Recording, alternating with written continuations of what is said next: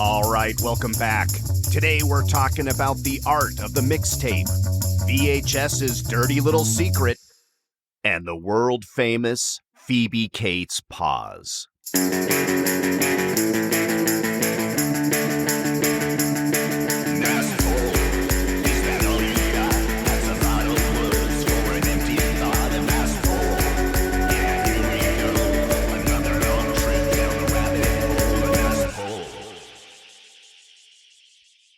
So I'm at Target, as if, exciting weekend, like an old school at Target, Home Depot, maybe Bed Bath & Beyond. Well, maybe no more I'm familiar. Bed Bath & Beyond, obviously. So I'm at Target, yes, the epicenter of activity on a Saturday in Encinitas. And my daughter, she went straight to the vinyl record rack that they have there. Wait, what? They sell records. They sell vinyl records at Target. Now, again, she was excited because, again, it was just like, well, do I need yet another Taylor Swift vinyl? No, you don't, was really my answer. If you're nice, I'll buy you an Icee when we get to the front of the store. But wow. Vinyl, I think, has made a comeback. And I don't think I'm saying that. I mean, a lot of people don't really pay too much attention to it. And, of course, you could always go to your class. You can go to Lose Records or someplace anywhere else. If you're in LA, like an Amoeba Records or something like that, and you can go get all these great places that are kind of up and down the West Coast. You probably have a favorite, and get vinyl, old vinyl, used vinyl, whatever, but brand new vinyl records. They're about $40 for some reason. Wow. Okay. I understand. That's right. Thanks, Biden. No, whatever the inflation is, as far as that's right. Thank you, Obama. It's all his fault. And it started in 2008. That's right. But, so you can. I mean, they're a little bit pricey, but they're super cool, right? Because hey, this is a vinyl record, and again, she's got a couple of Taylor Swift vinyl records, so she didn't need another one. A long time ago, I pulled my vinyl out for Father's Day several years ago. I got this weird sort of console that had a turntable, and it's got, of course, a CD player and a radio. I think you can play cassettes on it, which is really awesome as well. And then, but it even has Bluetooth too, so you can like stream, your popular streaming service through it. But vinyl is back, and it's really cool for a number of reasons. For all those things, is it because because it's something that we remember pretty fondly. As kids, as young kids, as young adults. And despite all the different changes in format, despite how I remember back in the day when it was just like, oh, here's the greatest, here's the latest technology, here's what we used to, and vinyl is back and it's more popular than, I don't want to say more popular than ever, but you can't really find CDs very much in stores, but you can definitely find, vinyl records around it. I thought that was pretty cool. Well, first of all, nobody would want to go to a store and start rummaging through a bunch of old CDs because almost none of us, except for you, and let me guess, Chris, is that contraption that they bought you that has every single conceivable way to play back audio over the last 35 years? Is it something that resembles an old-timey device? Does it look like fake wood? Completely. And it has the whole retro look to it. Yeah. Okay. I've seen those before where it's a wood veneer and lots of plastic, but it's cool. Don't get me wrong. Right. I mean, but they want you to think that they want it to look like one of those old hi-fi giant 500-pound pieces of furniture that was in every household, right? That also had giant speakers in it and a TV set built in and the hi-fi stereo turntable on top. Yeah. Well, that's cool. But yeah, nobody gives a shit about CDs. That is one of those things I would say nobody cares about CDs anymore. In fact, I had someone hand me a CD from their band recently, and I just looked at it like, what the fuck is this? Are you serious? What am I supposed to do with this? Is this how do you think I'm going to play this? I don't have anything. What am I supposed to do? Find an old Wii? Or what do they have, Chris? Like an old PlayStation how do I play a CD? And you can play it on an Xbox. Even up to a few years ago, right? You could play it. Because even computers now, right, don't have essentially somewhere to put a disc, right? Some of them don't even have like USB ports anymore. It's like you have to get some sort of, little extender. But I think I do have a Mac that's about 12 years old that still you can put in a CD or even a DVD and the player will come up. It sounds like crap. But it's like it's kind of sad when you think about it, in the sense that, because I remember the opposite, right? I remember when I got my first CD player, right? Yeah. I remember, because it was like, this is Stadia, and I think my dad bought one first, right? And of course, don't touch it, and his was like some fancy JVC, CD player or something like that. But I got mine, and the first CD I bought, I remember the first CD was So by Peter Gabriel. So it was just like, and of course I still have a cabinet with CDs and DVDs and box sets and all of that stuff, right? And I don't know. I think at Christmas time it gets popped open because we'll pull out the old, Santa Claus is Coming to Town DVDs. Yeah. But and then have to play them. Yes, we still do have a DVD player, BluRay or something. But at the time, this was the coolest thing. Even though they came in those stupid ass, remember they called them the long box, and it was that long cardboard box, and you had to go basically get, I don't know, a hacksaw and maybe a box cutter to get into that. Because once you got the CD out of the box, then the CD was wrapped, and it's like, well, how the fuck am I getting into this? I just want to play this thing, but actually, I don't want to play with it anymore because it took me half an hour to open it, and I need to take a break. Right? Yeah, the long box was basically the don't fucking steal these CDs from our store. It just made it a lot harder to shove it in your coat pocket as you left the store, the long box. I'm sure they never got stolen. Yeah, I'm sure people that let that stop them, right? Well, who the hell though? I mean, seriously, like, CDs were supposed to be these amazing things, and the clarity is going to be incredible, and you're not going to be able to believe how great it sounds. And honestly, I know why vinyl has made a comeback, because Neil, what's the gentleman's name? Neil, you know the guy I'm talking about. Not Neil Sedaka, not Neil Diamond. Peart? No, not Neil Peart. I'll think of him in a second here. No, I'm having a complete brain glitch. This is what happens when you're over 55 years old and you get Neil your Armstrong? Card. No, the folk singer. Neil Young? Thank you. That guy. I don't know why it wasn't coming to me. Neil Young's a folk singer? I never really thought about it, but I guess. I kind of think of, well, I mean, maybe not.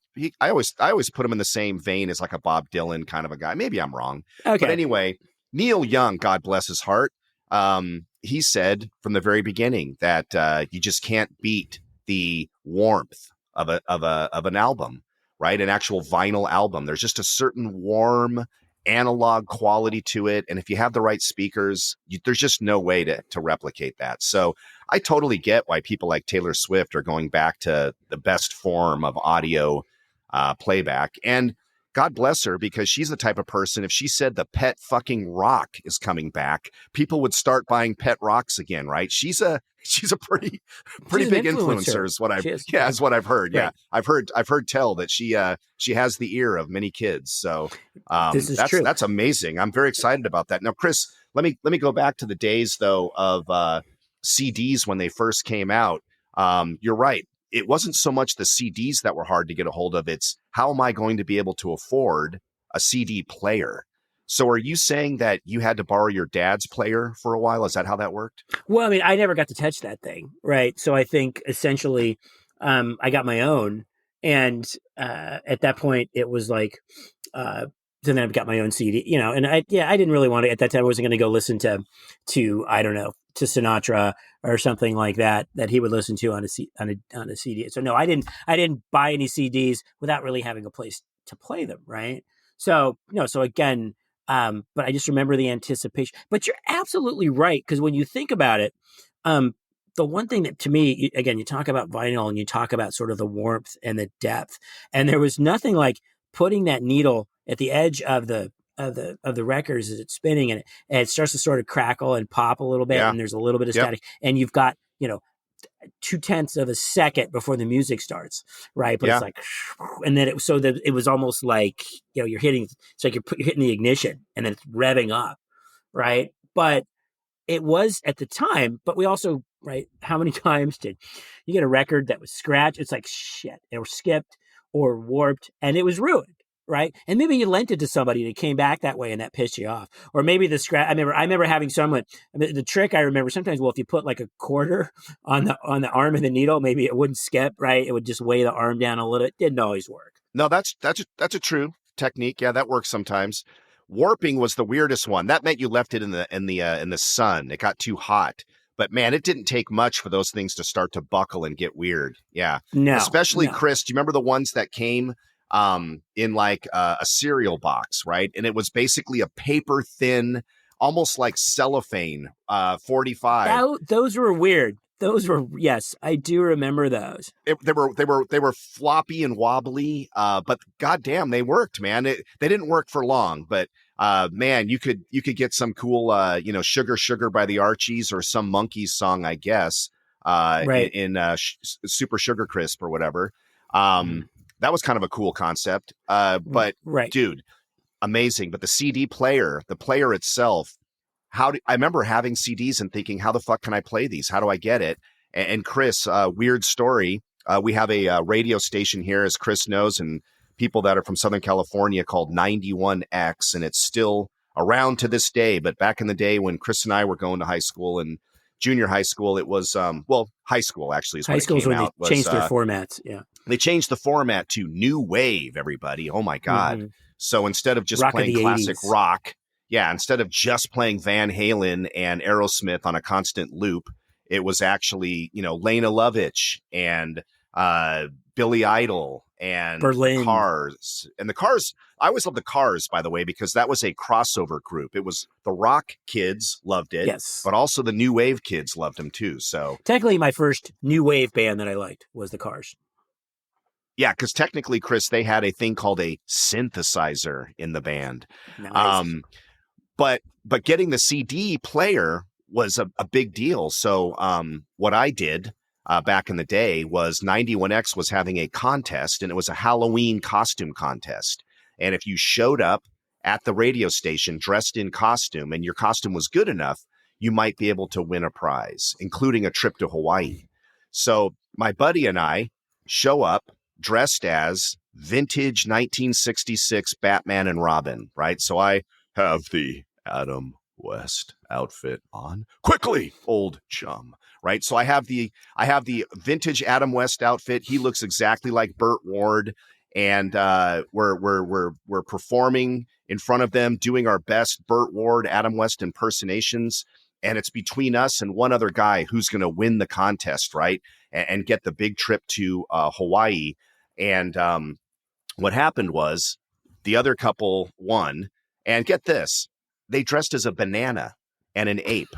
I really feel like my vintage Batman costume was so much more creative than a banana and an ape. But Chris, they won, and they got to go to Hawaii. But my second hand prize was, dun, dun, dun, a CD player. So my buddy and I each got these things, and I think they were like $300 back then. Wow. And I will say in my defense, when the DJ, the radio personality, and it was one of the women on 91X, I can't remember her name. She was super cool. Was it Pam Wolfe? It was Pam Wolfe. It was absolutely Pam Wolfe. Good job. We go outside into the parking lot. On the way out of there, she's congratulating us, and she goes, "Oh my God, the Batmobile." And she's pointing to my Honda Prelude that we painted with poster paint to look exactly like the 1966 Batmobile. And she's like, "Holy fucking shit, dude. If you had shown me this car, you guys would be in Hawaii right now." And we're like, "Oh, that's right. But I guess we can't drive it into the actual studio." So that didn't work out. But yeah. And that, by the way, the Batmobile was so impressive. My Honda Prelude looked so convincingly like the 1966 Batmobile after we were done with it, including rocket launchers and the jet exhaust. It had everything on it that we got pulled over by a cop at one point. And this would not be the first time that my car was pulled over by a cop for not having the right equipment on it or looking like something else. But in that case, I got pulled over for vehicle resembling crime fighting vehicle. And he just wanted to take pictures with me. So that was kind of fun.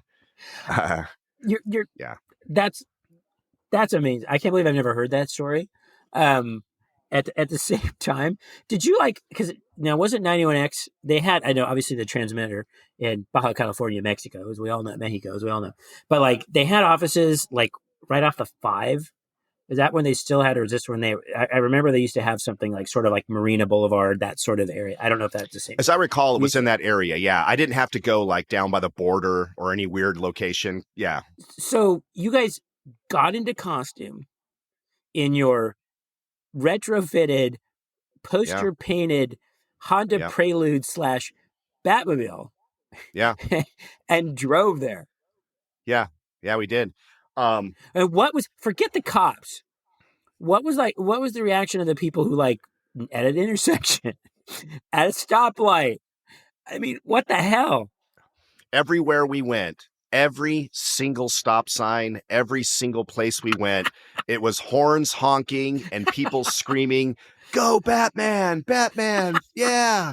And this, by the way, was about, I would say this was a couple years before the resurgence of Batman with Michael Keaton's portrayal, in the so you're talking like 86, film. 87, something 86, like that. 87, yeah. Okay. So, this was before all that, but it was amazing. And then we actually had to pick up some supplies, and we went into a grocery store dressed as Batman and Robin.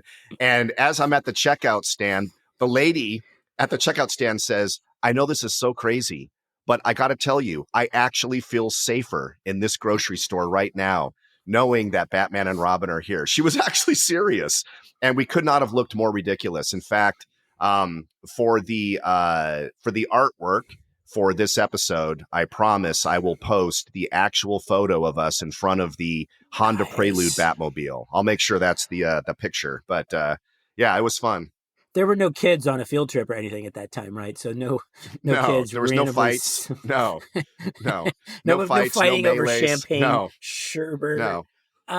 That is outstanding. This is one of the rare instances where I did not get into a fight with anybody. No one tried to pick a fight with me because I was fucking Batman. Do you dare pick a fight with 1966 Batman?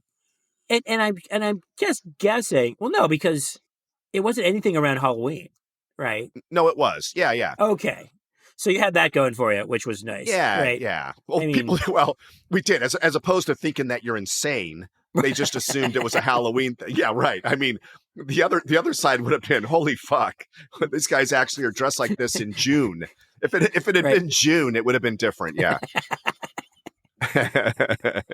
That's so true. I love that. I mean, and in retrospect, hey, the CD player lasted you a lot longer than 6 days and 7 nights in Waikiki, right? So it probably, like I said, you probably got more use out of it, and that is outstanding. So you really dug, and then were you happy with the CD? Because again, the CD technology, that was it, man. That was, because if you look at, and again, we were talking about, and again, we recently talked about how we expanded our record collections with a penny, right, through Columbia House, and we would get 9 records or 12 records for a penny, and then get monthly distributions of Anne Murray and Debbie Boone and stuff that we obviously didn't want, but so the jumping off point from vinyl, because then again, yes, vinyl was a thing, right? And then, but we also had, for a short time prior to CDs, right? Because I think CDs kind of blew everybody out and had this long sort of shelf life compared to what else? 8-track tapes, right? Compared to cassettes, compared to the real audiophiles really liked reel to reel. I knew no kid who had a reel that supposedly had the best. Although my uncle, and again, he's 87 years old, still has a functioning reel to reel player. Yeah, I think he's probably got like Count Basie and stuff. I don't know what the hell he's got. Where do you get a reel to play it to the other? Pulp Fiction would have you believe, right? People just have a reel to reel just sitting in their house. Right. That is simply not the case. But Chris, I think with Urge Overkill. On a that's right. Doing a Neil Diamond cover, but wow, Urge Overkill. That's a deep pull. Good job. Right. Well, I mean, and again, so it was the cassette 8-tracks, cassettes.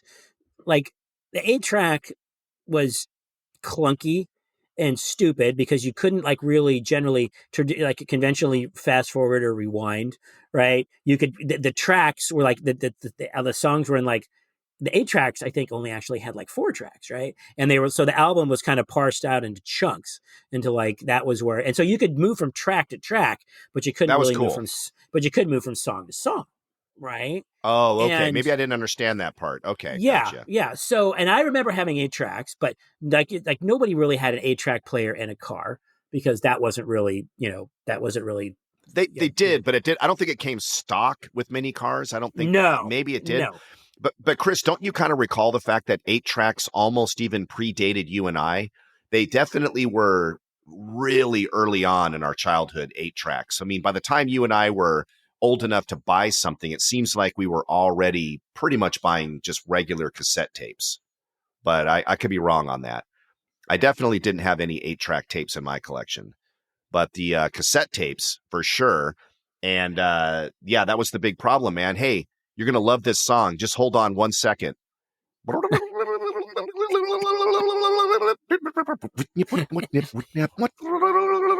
on a second. It's coming up.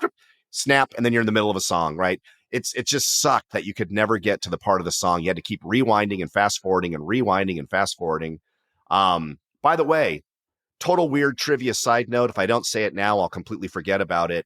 The movie Fast Times at Ridgemont High, everybody that worked at video stores knew one thing about that VHS. What do you think was unique about a VHS of Fast Times at Ridgemont High that had already been rented about 15 or 20 times? I want to say speaking of the cars, and moving in stereo probably was at the particular part. I want to say Phoebe Cates coming out of the pool, and the sort of fantasy sequence, and those VHS or beta that got returned to the store eventually were worn from continual pausing and rewinding and playing and rewinding and pausing and playing and rewinding and pausing. Yeah, at that particular spot. That's right. The scene where Phoebe Cates famously gets out of the pool and takes off her bikini top as our buddy Judge Reinhold is furiously masturbating in the bathroom was paused. Is there any other way to times. Masturbate? I mean, I don't know. Do you like? I don't know. I don't know. Sort of casually masturbate, or I don't know. Non-seriously masturbate. We don't want to take the show in that direction. I don't know. I don't know. But I will say that it was funny to me to think that that's the one section that always had snow. Right. What happened is it would stretch the tape. Right. Yeah. Yes. It would stretch the tape by holding it there, and then you would get that noise and that snow, and it would kind of bend and warp in that section. But good for you, Phoebe Cates, destroying thousands and thousands and thousands of VHSs. Maybe that's why she stopped making movies, right? Because she didn't. She had that sort of follow her around. But again, I did. Sorry, I was going to say I did think it was interesting in an interview that she did that she was super nervous filming that scene, and she said, "I'm worried." Allegedly, this is according to an interview. I'm worried that the neighbors are going to peek over the fence and they're going to see me naked. To which I thought, but isn't the entire world going to see you naked? I didn't quite understand the logic there, but okay. Yeah, I don't know. An entire generation of strangers. I wasn't quite sure I saw that, the logic there, I guess. Yeah. Phoebe Cates appreciators, definitely up and across the globe. That is interesting. And also, Chris, the other thing I was going to say about Phoebe Cates is I know she kind of apparently just sort of retired from the world of acting pretty much at a certain point, probably to do something really nice, like raise a family. Good for her. Right. But I was always kind of bummed, and not for the reason that you think, because if you see her in the other films that she did after that, she's a really, really good actress, and she can actually do a bunch of varied roles. I mean, I was pretty impressed with her and a bunch of stuff after that, and then she kind of disappeared. So anyway, she was missed, and not for the reasons you think. Says I. Yes. Okay. Again, as a Phoebe Cates appreciator, I can understand that. But no, I mean, I think so. We jumped back and forth on all those, what was the best format, right? And now, again, formats don't really, everybody streams, right? Video, audio, whatever they want to do. But to me, it was always the argument of, what sounded better, right? And I think CDs and then CDs took over for the longest time, right? Even though, again, but again, you're stuck with all these formats. And I remember that it's just because, like, cassettes. I have a bunch of albums, and I have a briefcase. These little, it was like, I don't know if you remember, they sold those at like Licorice Pizza or Tower. It would be like a little briefcase that held cassettes, right? With little slots, and it held like 20 or 30 cassettes. And what was the thing you did with the critical part with the cassettes, right? And I can remember, again, we were all such idiots about this crap, because I can remember, like, hey man, what's the best cassette? Oh, it's got to be like TDK, right? Oh no, it's not TDK. It's whatever the other brands were as Maxell. Yeah. It's like, oh no, and it was so. I mean, again, we were like, we could really tell the difference between if I'm copying somebody's Rush album on a TDK as opposed to a Maxell or one of the other off brands, right? I like the fact that we were connoisseurs of what type of tape it was. Yes. Meanwhile, we're still sending it through the same shitty Alpine speakers that we got at Mad Max. Right. Right. Absolutely. I mean, it's just right. Come on, man. Unless you're an audiophile with, $10,000 speakers, you're not going to be able to tell that you got the TDK Gold Standard Maximum Plus with extra magneto coating. Yeah. We did fall for that. You're right. So that was the process, right? So then you trade albums. And here's the thing. It's like my album collection now that I still have. I've got albums that it's like that I know that I have that are that I don't have. Or I've got albums that this wasn't mine. I never bought. It's like I could just tell. It's like, why do I have this? And I think it's because we traded with each other. Hey, let me borrow your album and I'm going to record it. Right. When we got our TDK or, or MXLs that we bought at Save On, right? Or maybe we bought them at Tower or Warehouse or Licorice Pizza or something. And then somehow that record never came back, right?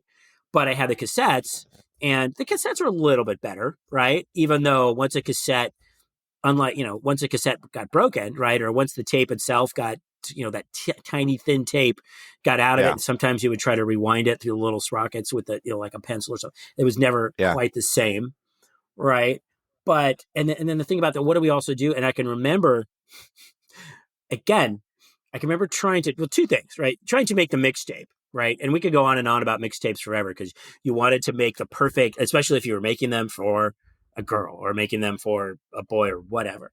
And you pick these songs, and you had to sit there like you're some sort of engineer, where you'd play it and you record it, and then you pause it, and then you put the next record in, and then you hit unbit, pause, and record, because so you could have this sort of seamless sort of, but you'd have to like do the math, right? Because even the biggest tapes were like 90 minutes, which was 45 minutes aside. So you wanted to make sure that you didn't cut the last song off or something like that. So that the artistry of a mixtape, or not even the artistry, but like the pure chance of like recording a song off the radio, right? Because we got the latest from, I don't know, X coming up, and you're after the commercial, and you're waiting, and then the commercial starts, and you hit record, or stops, and you hit record, and hopefully you get the song right, or you hoping that the DJ's not talking over the intro of the song or something like that. But again, it was again, like, we really thought we had these really sophisticated skills, like we were sound engineers or producers, but we took it pretty seriously because I guess we had that. We had the technology, I guess, or we had the apparent technology. Look, I got to say that, first of all, you had to just MacGyver it to figure out how to even make a mixtape. You had to have some kind of combination of willpower and jury riggedness. I don't know what you're going to do in your brain to get this thing to work, but sometimes I would actually play it through speakers and then record it from a transient device, through the speakers, instead of just doing it electronically, because that's how desperate I was to make a mixtape, right? Just take a tape recorder, walk up to your stereo and just play it live. And that's how I would create a mixtape. But if you had, God willing, some kind of an electronic device to create a mixtape and actually go from cut to cut, good for you. Amazing. But I love the hubris. I love the arrogance of thinking, I'm going to give this special gift to someone that I really like, and I want them to like me. There is nothing more take a chance than to give someone a song that means a lot to you and just assume that it means a lot to them, right? And so I can only imagine how many people were gifted during the romance phase of their relationship a mixtape, only to play it and go, that's shitty. I kind of like that one. That one sucks. Nope, nope, nope. Kind of good. Yeah, there's actually 2 good songs on there. That's your romantic gesture. That's the reflection of your soul. I don't know, dude. You're really putting it out there and making a lot of assumptions when you hand someone a mixtape. Well, one of my favorite books, and which then became a pretty good movie as well, High Fidelity, if you ever read it. And of that course, was really, and yes, record shop owner, and that was really the whole gist of it was ultimately, and even goes about, well, here's how you make a tape, right? It's like you started off with a banger, right, and then you like the second song like goes to the next level past that, and then you bring it down, right, and you set the mood, and he has this whole sort of little dialogue about it. But it's absolutely true. And one of the focal points of the book was where he actually, now we turn this podcast into looks at books. But he almost commits adultery by making a tape for another woman, right? It's just like, how could you do that? Right. And then that progressed into, which I think is funny too, because you remember, when people started burning CDs or ripping CDs or using Napster and these other sort of file sharing things, which actually, when you look back at it now, 20 years later, were super like cumbersome and clunky, and it was like so time consuming. It's like, wow, we've really gone a long way from making the mixtape and spending 3.5 hours on a 90-minute tape to now I'm spending same thing. I'm spending that much time, ripping songs and trying to pull them down and then burning the CDs. And then I got an error message and I got to trash that CD and I got to put another one in, hope this one copy's correct, all of that stuff, to that. Yeah. And it's kind of funny. It's like, we didn't really go that far. We're still kind of in the same situation. Right. Well, we have a new name for that. That's called a playlist, right? That's all it is today. And all you're doing is taking a bunch of streamed songs that are already in the cloud and just going click, click, click, click, click. There's my playlist. And it takes about 30 seconds, and nothing could be more, I don't know, just easy, but also at the same time, maybe not so much from the heart at this point. I don't know, but it's a very cold world on the cloud. It's not quite the same thing. Right. And it's, you're right. It's not as, I don't want to say it's insincere, but it's definitely, like you said, it's like, wow, that was a super effort. And here, like you said, click, maybe you'll share it. You send it out to your friends, and you're done. So one of those things, it's like kind of like microwaving a meal, right? It's like, yeah, it's not quite the same thing. Or I threw it in my air fryer as opposed to, spending a lot of time on the grill or something like that.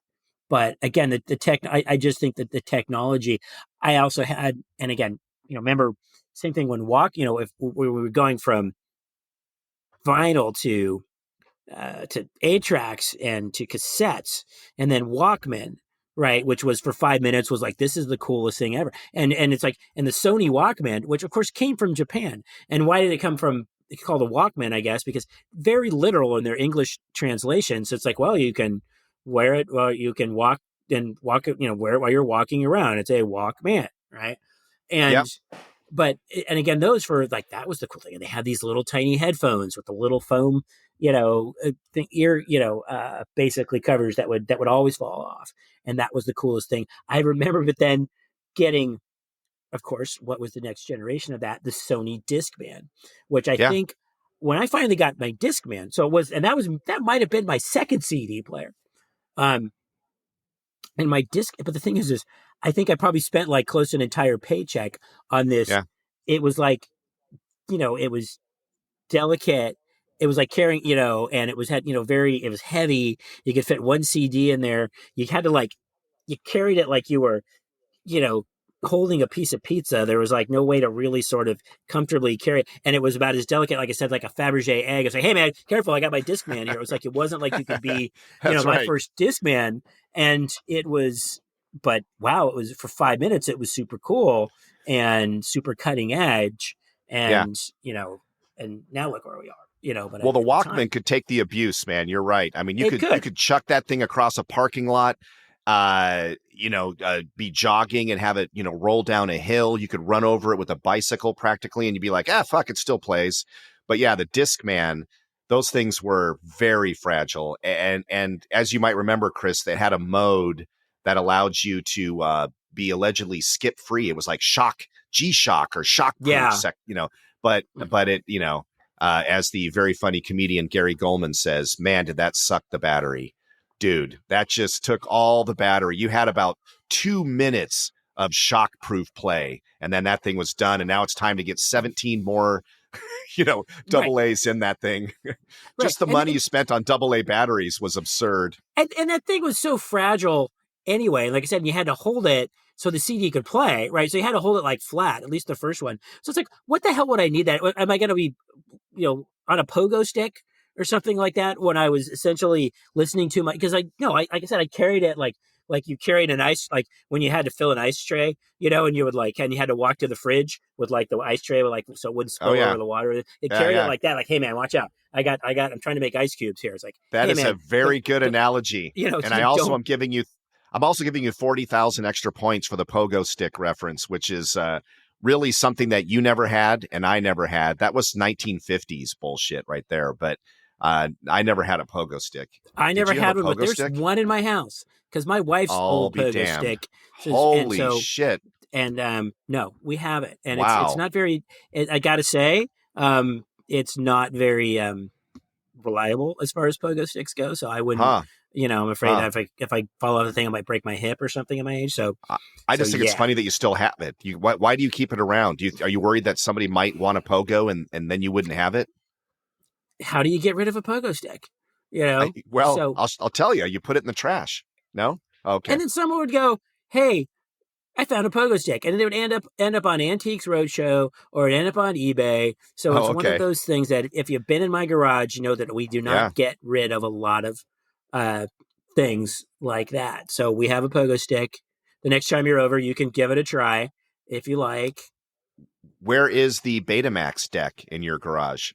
Is that in there? I have a Betamax deck. I do have a VHS DVD like combo thing, which again, maybe like 93, 94 was pretty pimpy. Yep. I do have one of those. That's cool. Do you have a laser disc player? Laser disc player? No. Okay. I never and you know more about. I never quite.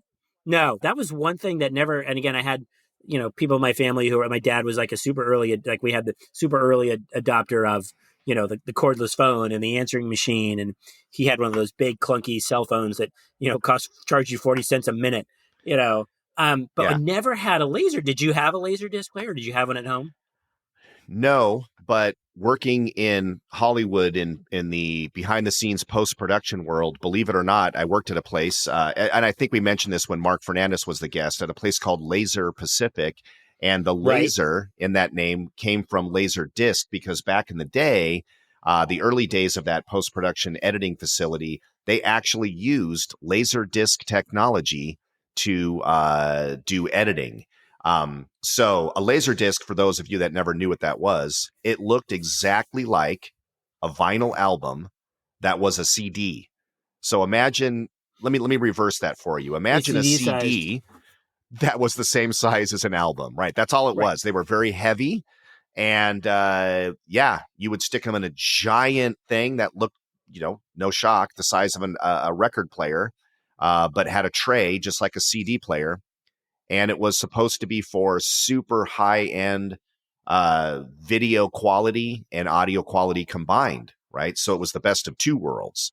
But the Laserdisc didn't last too long. No, that went away pretty quickly there. I think it only had about maybe an 8 or a 9 year run, frankly. But I could be wrong. But it also had. But again, the sound. Wasn't it supposed to be the sound quality and everything else was outstanding, right? So why didn't it catch on? It was just because in the home world, DVDs came out, right? And that would be in the later part of the 90s, they started getting DVDs. And so a DVD had Laserdisc quality, but a fraction of the size. So, and it actually had more capacity, as I recall, than a laser disc. Now we're getting very technical here, but that's the world that I lived in, from the late 90s all the way to the mid 2000s was creating DVDs for Hollywood and all those. Now, DVDs, by the way, Chris, I still have DVDs. Why? Because unlike streaming that movie, the DVD had behind the scenes, director's commentaries, featurettes, bloopers, all these like value added things. So if you really liked that movie, there was just a shit ton of stuff that was extra stuff that you can't get streaming or on the interweb, right? And you have to go to the DVD. So, the DVD does still have a place. Yeah. But you were also working on those. So you had sort of a vested interest in the sense of like, so your appreciation, because again, it's like, the DVD, it's like, what's funny about the deleted scenes, or a lot of it's like, I see where this got deleted. It's like, here's a guy that walks across the room and opens the door. It's like, right. Well, that saved 4 seconds in running time. So maybe we don't need that. But it's, no, but again, it's interesting. Like I said, I think I saw, I never saw anything presented on a laser disc. I remember seeing them at the stores. Again, I think they were pretty darn expensive. I think that's probably super expensive. Part of the reason they didn't last. Right? Because I think there was calculations in a sense. It's like how much, and I think the industry's eventually learned, like how much will somebody pay? Think about like when movies first came out on VHS, right? And then you have that option. It was like beta versus VHS, and technically, I think beta had the better sound and the better picture, allegedly, but somehow VHS, I don't know if the machines were easier to produce or something. So, but that VHS, which in the tapes were slightly, do you want to know the real reason why VHS won? Here's the real reason that nobody, most people don't know this, but nope, porn. That's why. Because the porn industry, it always gets back to porn with you, doesn't it? For whatever reason, the porn industry adopted VHS as their primary way of distributing that, and they shot on VHS a lot of times and distribute on VHS, and because the cameras were probably easier, right? Because they chose that, and nobody wants to admit it, but that drives a lot of money, and a lot of people, obviously, a lot of people went to Blockbuster Video, and they went to that back room, the secret room where we had to go past the curtains and go back there and get your movie. But that is the reason, is because the adult industry adopted VHS, and that's how Betamax lost out. Got it. There you go. It. Yeah. Okay. I'm told. Legend has it. Yeah. But also at the same time, you remember so that was like the format, and then people started renting them. But at the time, there was no, we went to this place called Video Library, which I think eventually became Blockbuster. But when they started, again, when they first started selling a movie, like, hey, you can have your own copy of, let's say, Fast Times at Ridgemont High or something, but it costs like $80. Oh, right? Yeah. So eventually, because I think that's when all the industry's looking at each other. Okay, it's like, we got to bring the cost down. We can't sell a movie nobody's going to buy one for $80. They might buy one for $19.95 or $24.95 or something like that. Mm-hmm. And then now the same thing with DVDs and everything else, the $15, $20 and everything like that. But it's amazing to watch. And yes, so driven by costs. So we were kind of jerked around no matter what the best format was, right? The best sound, the best, video, the best picture, it was all based on what they could make the most money off of, right? Because you probably would have technically, if all things are equal, give me a laser disc, but they're not equal, And so they're not. And I will say, like I said, DVD still has a place in my heart. And, one of the greatest things about the DVD, like I said, my personal favorite feature of the DVD was the director's commentary. Okay. Where you could watch the movie and the director is basically just talking throughout it and saying, now this is an interesting scene because we did this and this and this. And I just love that for movies you love. One of my favorite movies back in the 80s was The Cannonball Run. I just love that movie. It's a dumb, just to turn your brain off, a who's who of all the celebrities you could ever imagine. And the guy that directed it, Hal Needham, came in. Right, one time. He was. And this guy, cowboy hat, chain smoker, we had to make a special consideration for him in our studio to allow him to smoke. This is in the later part of the 90s. And he's sitting down and doing the director's commentary for the Cannonball Run. I'm in the room with them. And my favorite part was there's a scene where Jackie Chan, who nobody knew at the time, this was his first, I think one of his very first appearances in the United States in an American movie. He is in this little, almost like a Honda Civic looking thing, and it's all high tech, right? And it has all these James Bond gadgets on it. That was his car for this race across country. And it had as part of its arsenal a jetpack, like a jet assisted turbo engine in the back, almost like the Batmobile. Okay. And there's a scene in the movie where his car ignites the jet assist and flies across a stream and literally goes from one side of the river to the other and then lands on the other side. And you can see this jet rocket in the back of it. And I said to Hal, how did you guys do that back then? Like, what did you do? I mean, it looks so real. And he goes, what do you mean? What did we fucking do? We put a fucking jet rocket on the back of it and shot it across a river. That's how we did it. There was no special effects at all. They just took a jet assist rocket and stuck it on the back of a fucking car and then shot it across a river and cut. That's why I love DVD, right? Just to get those kind of stories. They did it in one take, right? Because they didn't have time to set up. Clearly. Nobody died, right? So, all right, we got the shot. And, well, that's amazing because I would think, when you say a director's cut, like, man, I'm sure like the director's cut of Pulp Fiction or the director's cut of like, I don't know, Schindler's List, but definitely the director's cut of Cannonball Run would not be one that I thought would really add a lot of extra context and understanding to the film itself as a work of art. I'm telling everybody here is my final tip for this episode. Last episode, my tip was try to find champagne sherbet and eat that ice cream if you can find it. My tip for this episode is if you can ever rent or somehow get a hold of, you can't rent it, obviously, but if you can ever get a hold of the DVD for Cannonball Run, if that's a movie that you cherished as a kid, you got to listen to the director's commentary. It is so worth it for the inside stories as to what they did on that film. It was freaking hilarious. There you go. That is amazing.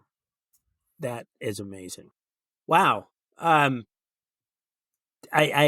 hadn't really given a lot of thought to, and we're not as young as we used to be, but in our lifetime, the amount of technologies that we dealt with as far as for just our viewing and listening pleasure and vinyl albums, which are now back. And I encourage people, even next time you go to Target, you need to get some deodorant and toilet paper. So for going from albums to 8-track players to cassettes to CDs, and then the differences with laser, like, wow, we got this video technology, and of course we can't just settle on one. There's beta, and now I learned something about why VHS won the war, so I'm going to have to use that one at some point.